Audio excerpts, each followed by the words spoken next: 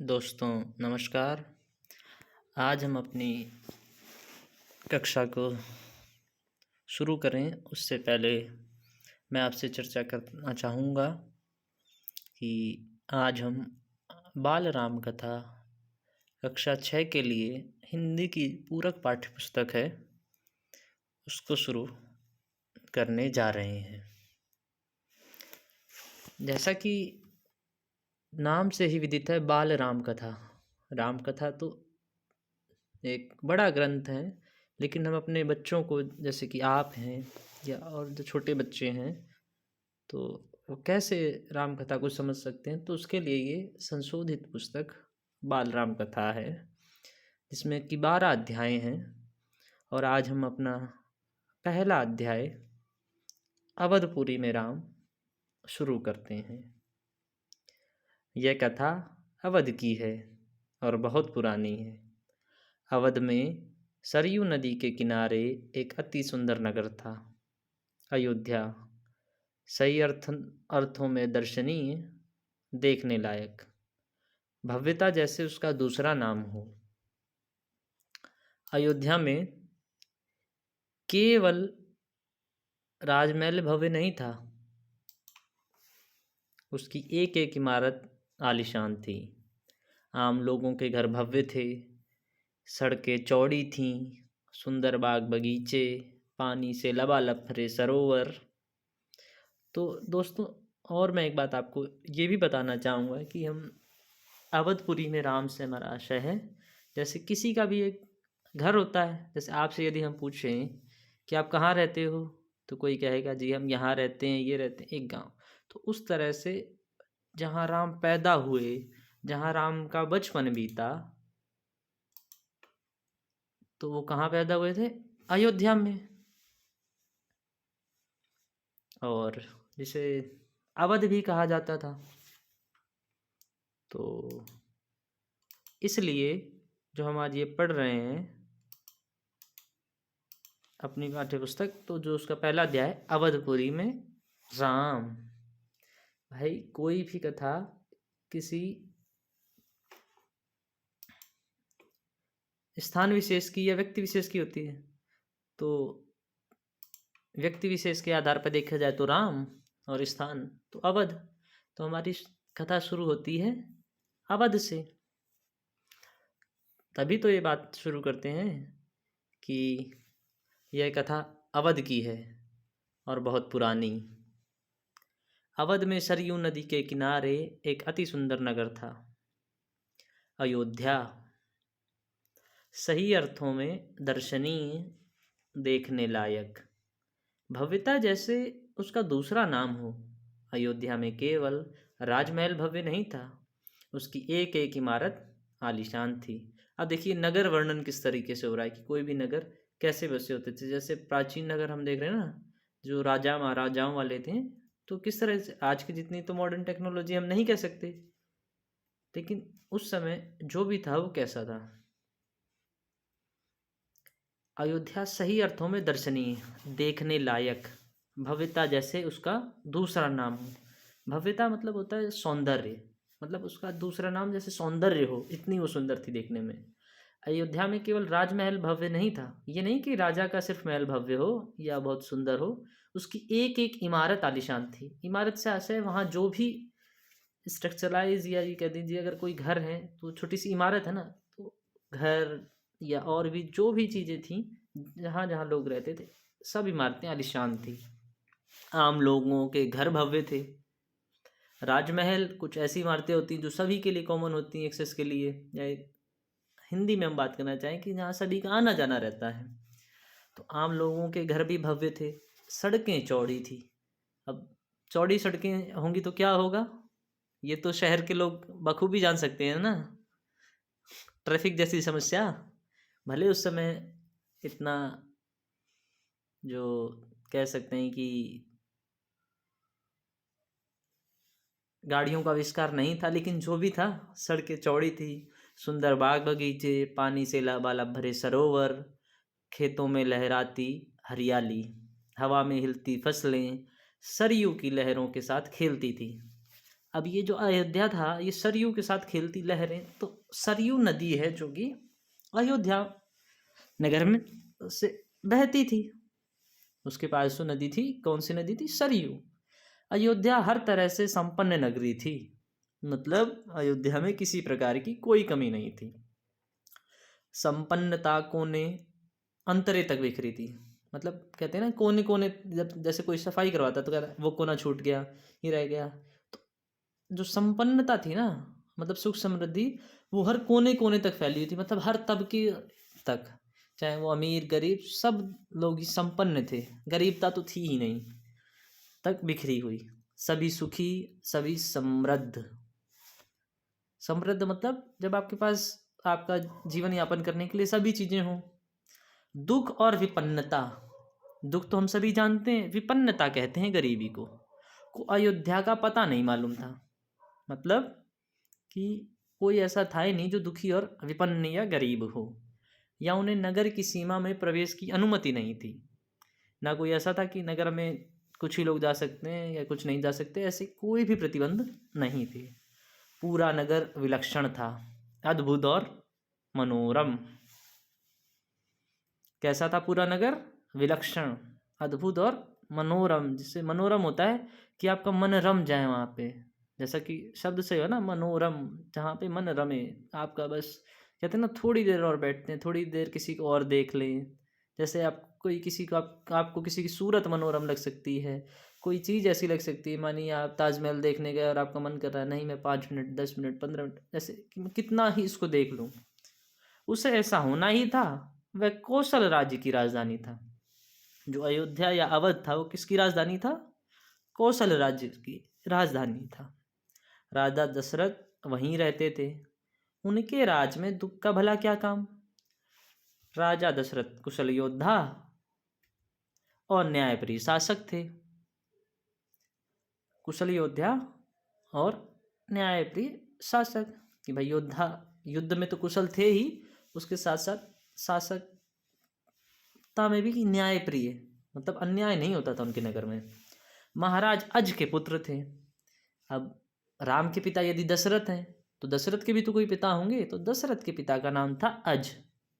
महाराज अज के पुत्र, महाराज रघु के वंशज।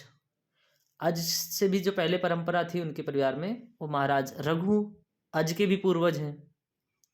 रघुकुल के उत्तराधिकारी, कहते हैं ना रघुकुल रीत सदा चली आई, प्राण जाए पर वचन न जाए। तो ये रघुकुल उनकी वंश परंपरा है। राम किस में पैदा हुए थे? रघुकुल में। तो रघुकुल की रीति नीति का प्रभाव हर जगह दिखाई देता था। सुख समृद्धि से लेकर बात व्यवहार तक लोग मर्यादाओं का पालन करते थे, सदाचारी थे। पवित्रता और शांति हर जगह थी, नगर में भी और लोगों के मन में भी। राजा दशरथ यशस्वी थे, उन्हें किसी चीज की कमी नहीं थी। राजा दशरथ यशस्वी थे, उन्हें किसी चीज की कमी नहीं थी। राज सुख था, कमी होने का प्रश्न ही नहीं था। लेकिन उन्हें एक दुख था। क्या दुख था? छोटा सा दुख, मन के एक कोने में छिपा हुआ। इतना सब कुछ संपन्न होने के बाद भी राजा दुखी थे, और वो उनका दुख, कहते हैं ना कि मन के किसी एक कोने में वो दुख था। वो दुख था वह रह रह कर उभर आता था, उन्हें सालता रहता था। सालता मतलब होता है परेशान करते रहना। उनकी कोई संतान नहीं थी। क्या नहीं थी? कोई भी उनके संतान नहीं थी। इतनी संपन्नता होने के बाद किसी की जैसे इच्छा होती ना कि हमारे बाद, जैसे आज उनके पिताजी थे तो आज के दशरथ थे, तो आज को कितनी प्रसन्नता कि कोई भी है कि हमारा आगे राज कैसे चलेगा, या तो उसके लिए दशरथ थे। तो ऐसे दशरथ को भी थी कि इतना जो हमारा संपन्न नगर है, मेरे बाद भी तो उसको चलाने के लिए कोई होना चाहिए। तो उनके कोई पुत्र या संतान नहीं थी। आयु लगातार बढ़ती जा रही थी। उनकी 3 रानियां थीं, मतलब उन्होंने 3 रानियां थी। उन राजा ने 3 शादियां की हुई थी, कौशल्या, सुमित्रा और कैकेयी। ये तीनों रानियों के नाम हैं। रानियों के मन में भी बस यही एक दुख था, संतान की कमी, जीवन सूना सूना लगता था। राजा दशरथ से रानियों की बातचीत प्रायः इस विषय पर आकर रुक जाती। राजा दशरथ की चिंता बढ़ती जा रही थी। अब आइए हम अपने इसके साथ साथ कुछ चित्र भी देखेंगे जो अपनी बाल राम कथा की पुस्तक में साथ साथ दिए गए हैं कार्टून के माध्यम से। जैसे ये हवन अग्नि है, ये और लोगों के स्केच टाइप हैं। फिर क्या हुआ, हम आगे चलते हैं कि बहुत सोच विचार कर महाराज दशरथ ने इस संबंध में वशिष्ठ मुनि से चर्चा की। वशिष्ठ मुनि कौन है? इनके कुल गुरु होते थे पहले राजाओं के, जो गुरु लोग होते थे उनमें इनके कुल गुरु के रूप में थे उस वशिष्ठ मुनि, मुनि या संत जिन्हें कह सकते हैं। उन्हें पूरी बात विस्तार से बताई। रघुकुल के अगले उत्तराधिकारी के बारे में अपनी चिंता बताई कि मेरे बाद इस रघुकुल को संभालने वाला मुझे कोई नज़र नहीं आ रहा है कि मेरा उत्तराधिकारी कौन होगा। मुनि वशिष्ठ राजा दशरथ की चिंता समझते थे। उन्होंने दशरथ को यज्ञ करने की सलाह दी। क्या करने की सलाह दी? यज्ञ। और यज्ञ भी कौन सा? पुत्रेष्टीय यज्ञ, जिससे पुत्र की प्राप्ति हो, ऐसा यज्ञ करने की सलाह दी। महर्षि ने कहा, आप पुत्रेष्टि यज्ञ करें महाराज, आपकी इच्छा अवश्य पूरी होगी। ऐसा किसने कहा? मुनि वशिष्ठ ने। किससे कहा? राजा दशरथ से कहा। यज्ञ महान तपस्वी ऋष्यशृंग की देख रेख में हुआ। यज्ञ करवाया किसने? एक महान तपस्वी थे जिनका नाम था ऋष्यशृंग। पूरा नगर उसकी तैयारी में लगा हुआ था। यज्ञशाला सरयू नदी के किनारे बनाई गई। यज्ञ में अनेक राजाओं को निमंत्रित किया गया। तमाम ऋषि मुनि पधारे। शंख ध्वनि और मंत्रोच्चार के बीच एक एक कर सब ने आहुति डाली। अंतिम आहुति राजा दशरथ की थी। यज्ञ पूरा हुआ। अग्नि के देवता ने महाराज दशरथ को आशीर्वाद दिया। किसने? अग्निदेव ने। कुछ समय बाद दशरथ की इच्छा पूरी हुई। तीनों रानियां पुत्रवती हुई।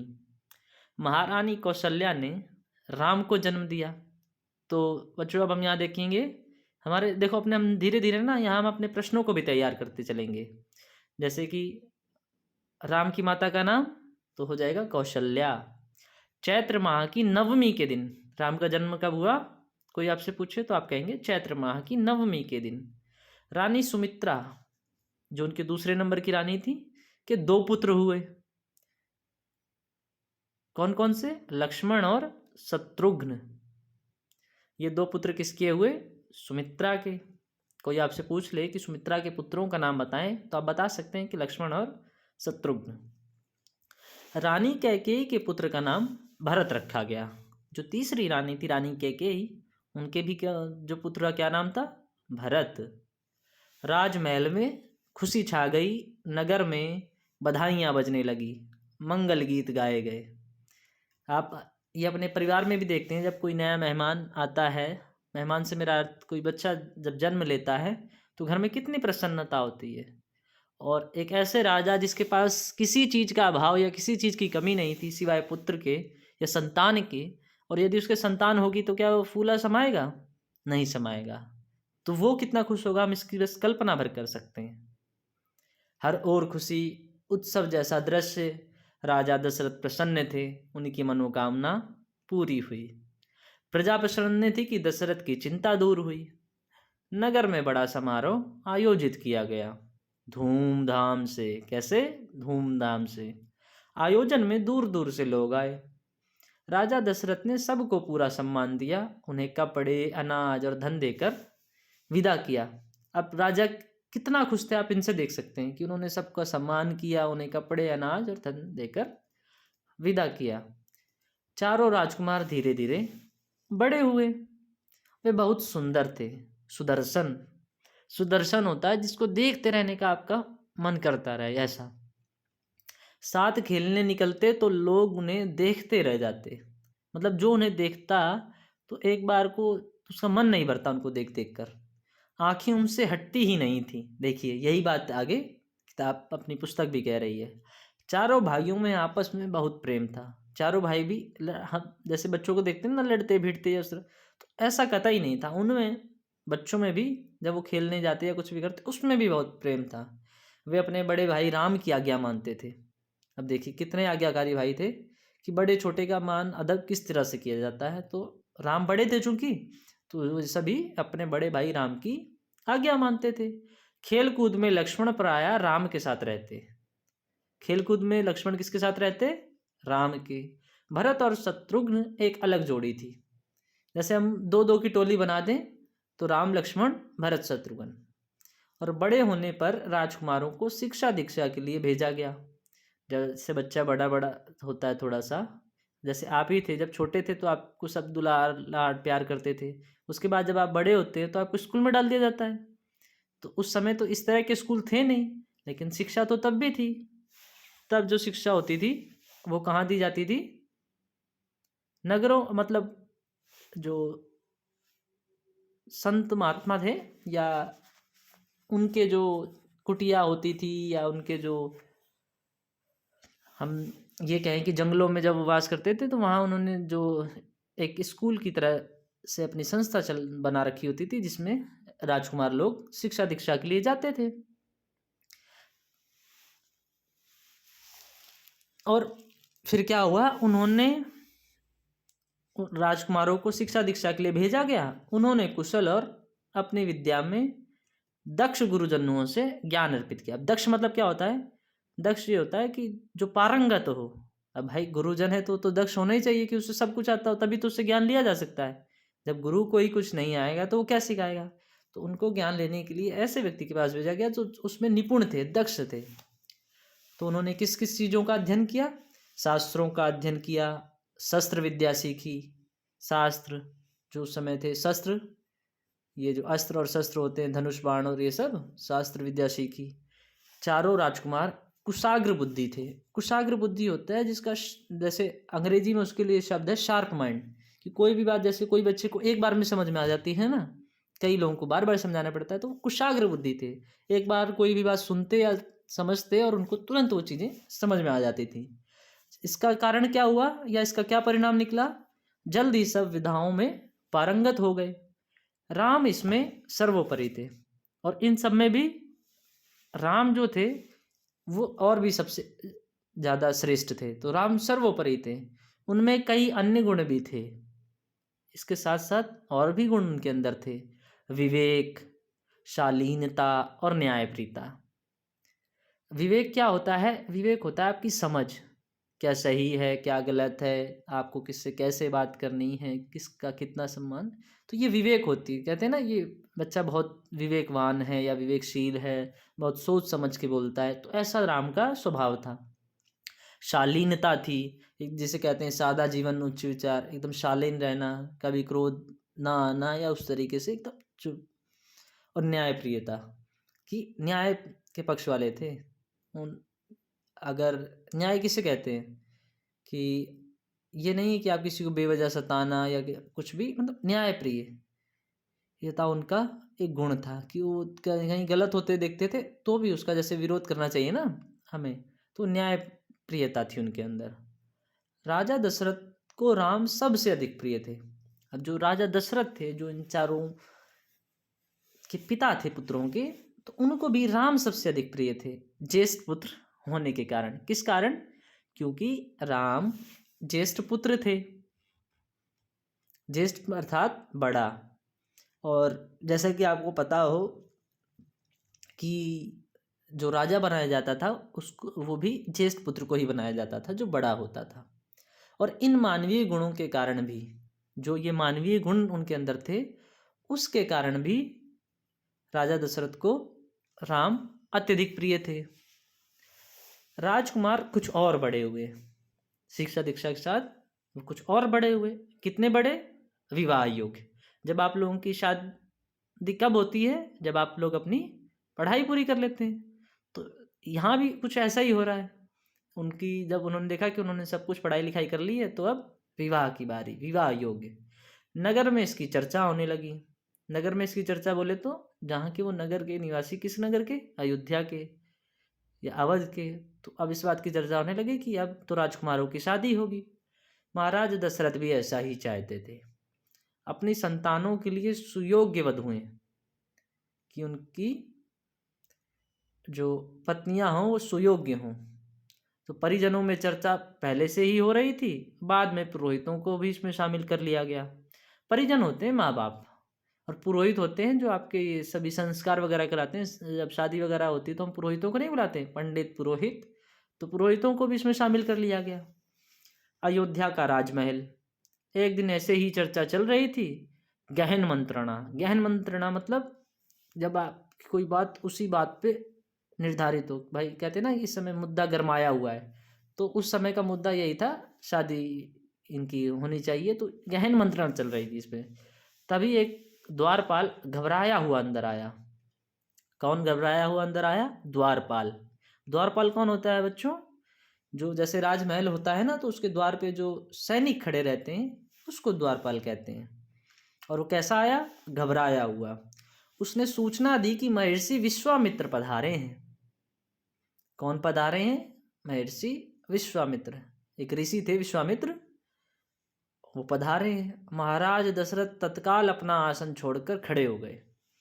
अब कोई संत महात्मा आता है तो क्योंकि वो इतने श्रेष्ठ हैं, तो दशरथ जो कि राजा थे उन्होंने भी तत्काल अपना आसन छोड़ दिया कि हमारे एक ऋषि आए हैं, और द्वार की ओर बढ़े उनको लेने के लिए। जब हमें पता चलता है हमारे घर कोई मेहमान आया तो हमने उसको बाहर से इसी अपने घर की तरफ लाते हैं, इस तरीके से महर्षि की अगवानी करने लगे।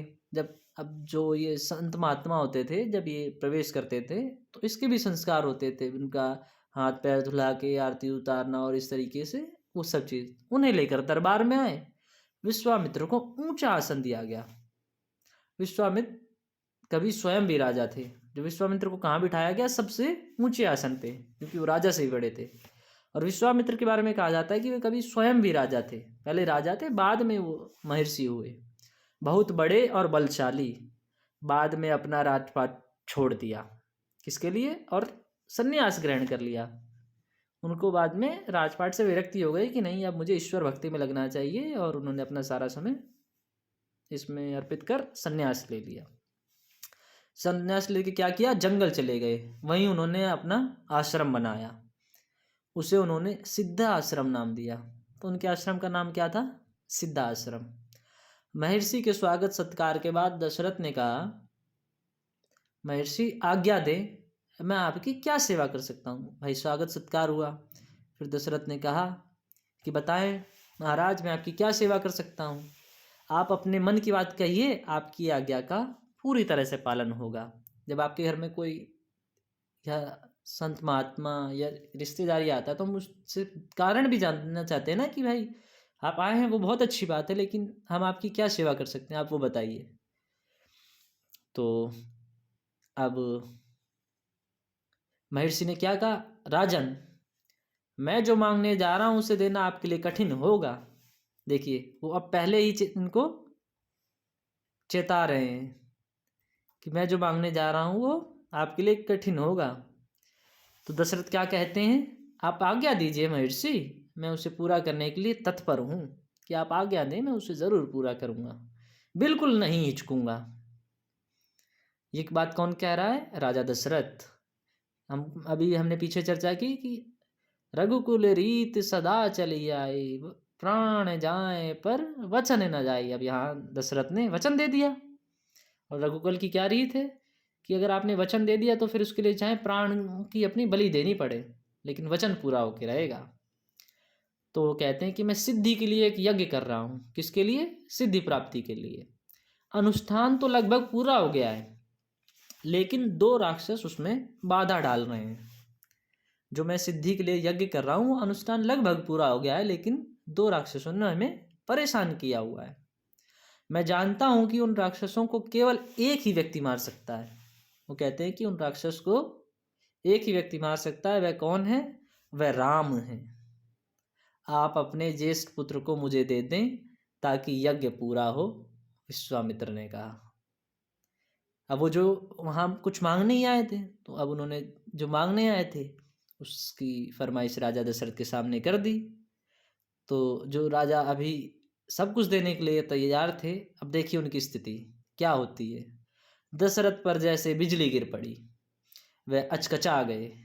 उन्हें उम्मीद ही नहीं थी कि मुनिवर उनसे राम को मांग लेंगे। मतलब उन्हें ये नहीं था कि राम को भी मांगा जा सकता है।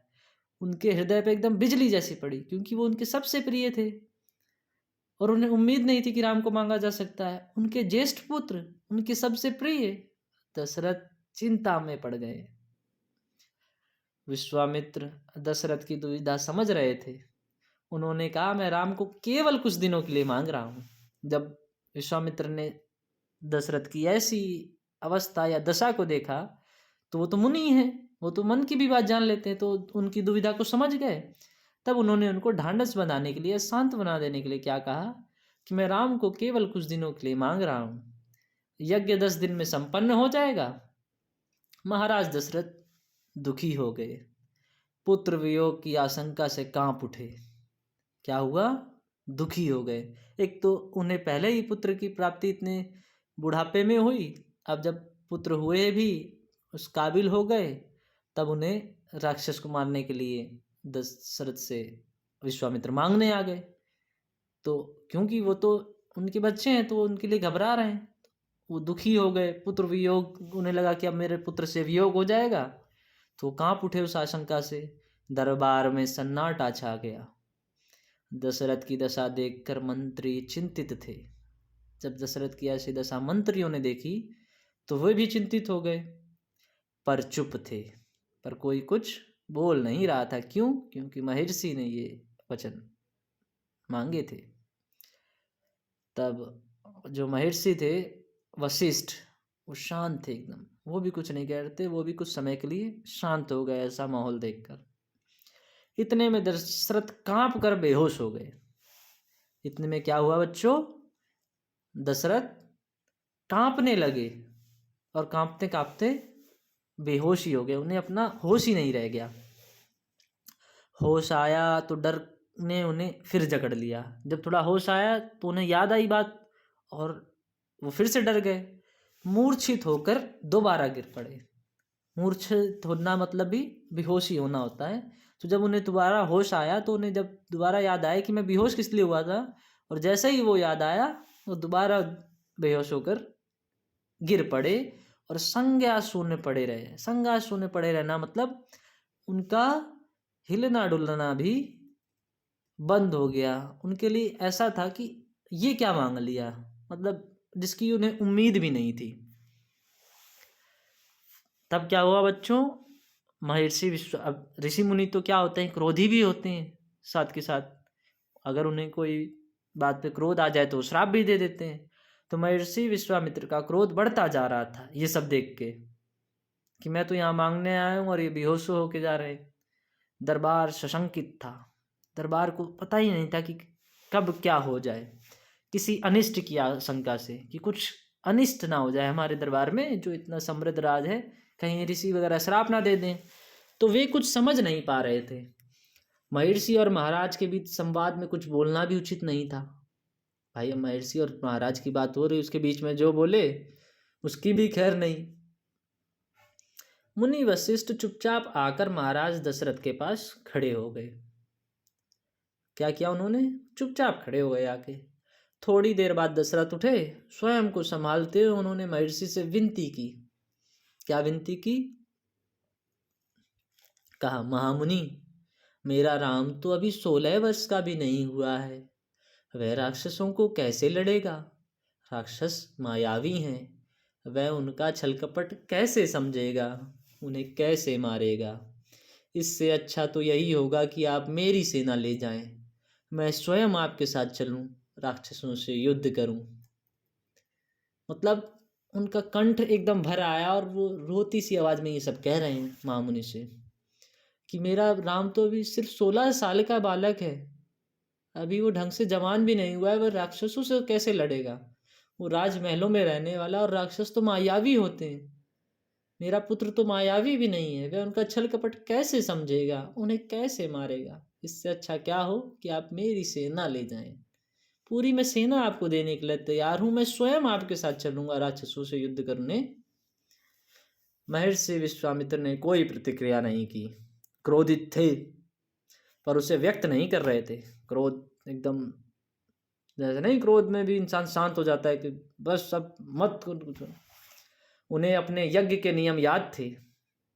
क्रोध करने से यज्ञ खंडित हो जाता है। जो भी यज्ञ करता है, देखिए उसको कोई भी यज्ञ सिर्फ ये नहीं कि यज्ञ करता है, यज्ञ के नियम होते हैं कि जो यज्ञ जिसने किया वो क्रोध नहीं कर सकता है। क्रोध क्या होता है, कहते क्रोध इंसान का सबसे बड़ा शत्रु होता है। क्रोध में हम गुस्से में आके हम मम्मा को, अपने पिताजी को या माता जी को या भाई को या बहन को कुछ अपशब्द नहीं बोलते। फिर हमें जब क्रोध शांत होता है तो हमें लगता है नहीं हमने ये गलत किया, फिर हम उसको सॉरी बोलते हैं या माफ़ी मांगते हैं। तो क्रोध अच्छी चीज़ नहीं है। क्रोध करने से यज्ञ खंडित हो जाता है, अनुष्ठान अधूरा रह जाता है। आपने जिस भी चीज़ के लिए अनुष्ठान किया है वह अधूरा रह जाता है। मैं राम के बिना नहीं रह सकता महामुनि, एक पल भी नहीं। उसे मत ले जाइए, मैं राम को नहीं दूंगा, बिल्कुल नहीं। वही मेरी बुढ़ापे की संतान है, उससे बहुत प्रेम करता हूँ। इतनी पीड़ा किसके अंदर दिखाई दे रही है? ये दशरथ है जो क्या कह रहे हैं कि मैं राम के बिना नहीं रह सकता महामुनि, एक पल भी नहीं। अब दोस्तों एक पल कितना छोटा होता है। हम कहते हैं ना 1 मिनट में 60 सेकंड, 60 सेकंड में भी जो 1 सेकंड, और 1 सेकंड का भी बहुत कम अंश होता है पल। तो कहते हैं उस एक पल के लिए भी मैं राम से अलग होने की कल्पना भी नहीं कर सकता हूँ। तो आप उसको छोड़कर चाहे जो मत मांग लीजिए पर उसको मत ले जाइए। वह मेरी बुढ़ापे की संतान है। हमने पढ़ा था ना कि वो कितने, उनकी उम्र बीत जाने के बाद वो हुआ है यज्ञ के बाद। तो महर्षि का क्रोध भभक उठा। जो महर्षि अब तक क्रोध नहीं कर रहे थे, दबाए हुए थे, अब उनको क्रोध आ गया।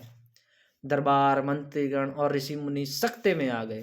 दरबार में जो भी थे मंत्री, ऋषि मुनि, उनके अलावा और वो सब एकदम सकते में आ गए कि अब कुछ भी, किसी भी क्षण कुछ भी हो सकता है। कहीं ऋषि श्राप ना दे दे या प्रलय ना आ जाए वो, या रूठ कर ना वो चले जाएं। तब वो क्या कहते हैं, आप रघुकुल की रीति तोड़ रहे हैं राजन, वचन देकर पीछे हट रहे हैं। हमने पीछे चर्चा की थी कि रघुकुल की रीति, रीति मतलब होता है नियम। तो आप रघुकुल का नियम तोड़ रहे हैं। क्या है नियम कि रघुकुल रीत सदा चली आई, प्राण जाए पर वचन न जाए। कि प्राण चले जाए पर वचन से नहीं हटना है। यह बर्ताव कुल के विनाश का सूचक है। आप जानते हैं कि मैं स्वयं दुष्ट राक्षसों का संहार कर सकता था। किसने कहा ये बात? खुद महर्षि ने कही ये बात कि आप ये भी जानते हैं कि उन राक्षसों को मैं भी मार सकता था, लेकिन मैंने संन्यास ले लिया है। संन्यास लेने के बाद हम किसी की हत्या नहीं कर सकते हैं। अगर आप राम को नहीं देंगे तो मैं यहाँ से खाली हाथ लौट जाऊंगा। उन्होंने क्या कहा कि अगर आप राम को मेरे साथ नहीं भेजेंगे तब मैं यहाँ से खाली हाथ लौट जाऊंगा। बात बिगड़ती देखकर मुनि वशिष्ठ आगे आए, महाराज दशरथ को समझाया। अब जब बात इतनी बिगड़ गई तो वहाँ दूसरे मुनि कौन बैठे थे? मुनि वशिष्ठ।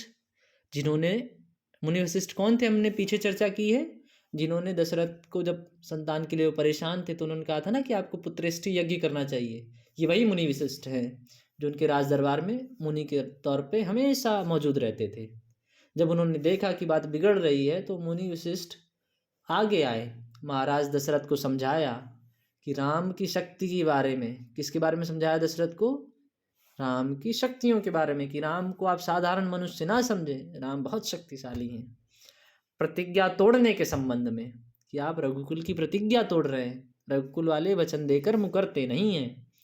महर्षि विश्वामित्र के साथ रहने पर राजकुमार राम को होने वाले लाभ के बारे में बताया, और साथ ही साथ क्या बताया कि अगर जो महर्षि विश्वामित्र इनको मांगने आए हैं उनके साथ यदि राम रहेंगे तो उनको क्या क्या लाभ हो सकता है, उसके बारे में भी उन्होंने राजा दशरथ को बताया।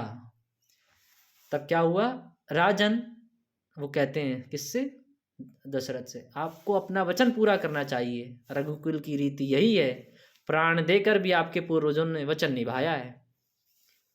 आप राम की चिंता ना करें, महर्षि के होते उनका कोई कुछ नहीं बिगाड़ सकता।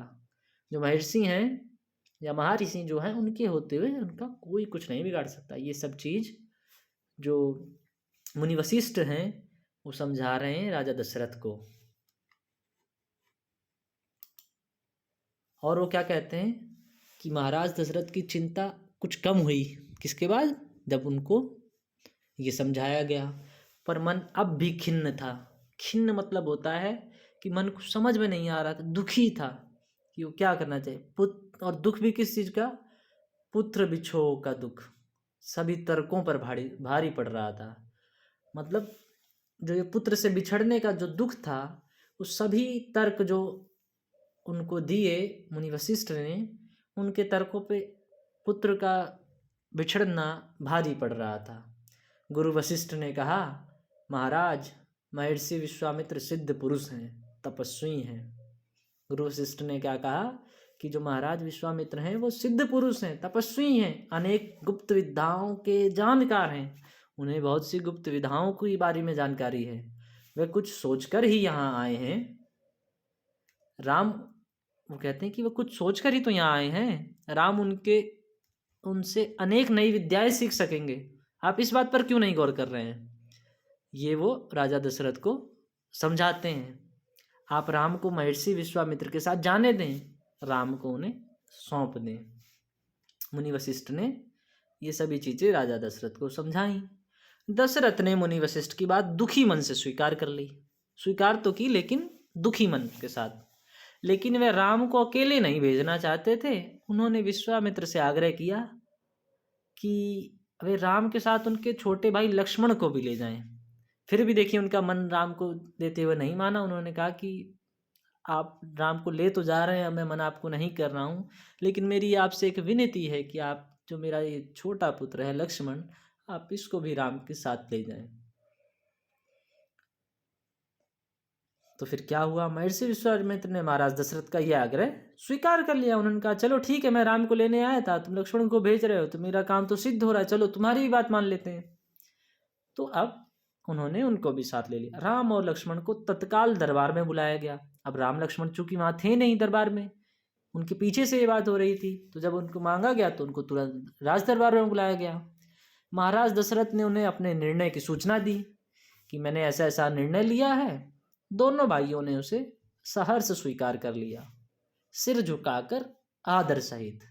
देखिए यही जो राम का चरित्र है वो पता चलता है, वो कितने आज्ञाकारी पुत्र हैं, राजकुमार हैं। क्योंकि अभी वो राजकुमार, आगे होने वाले राजा भी हैं। उन्होंने अपनी पिता की आज्ञा को सहर्ष स्वीकार कर लिया।